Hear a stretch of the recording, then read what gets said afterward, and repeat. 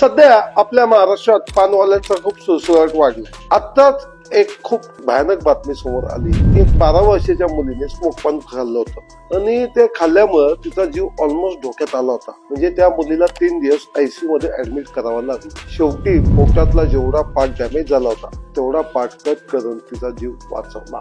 आता हे फक्त स्मोक पानवाल्यांसाठी नाही, तर स्मोक बिस्किट झालं किंवा कॅफे मध्ये जे डेझर्ट्स मध्ये स्मोक चॉकलेट येतात, या सर्वांना ही गोष्ट लागू होते. कारण या सगळ्या गोष्टींमध्ये एकच केमिकल वापरलं जातं ज्याला लिक्विड नायट्रोजन असं म्हणतात. आणि लिक्विड नायट्रोजन याचा वापर फक्त इंडस्ट्रियल यूज साठीच केला जातो. हा खाण्यापिण्याच्या वस्तूंमध्ये वापरणारी गोष्ट नाहीये. कारण आपण जे खातो ते पचण्यासाठी शरीरामध्ये जी लाळ तयार होते आणि त्या लाळीमुळे जे अन्न पदार्थ आपल्या पोटातच पचत असतात.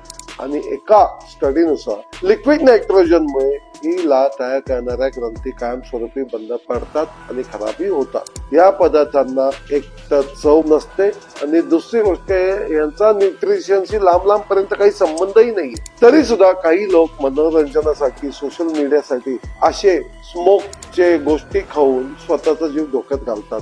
आणि मी तुम्हाला सांगतो, होईल तेवढं आपल्या लहान मुलांना आणि स्वतःला अशा निकृष्ट आणि घाणेरड्या गोष्टींपासून नेहमी लांब ठेवा.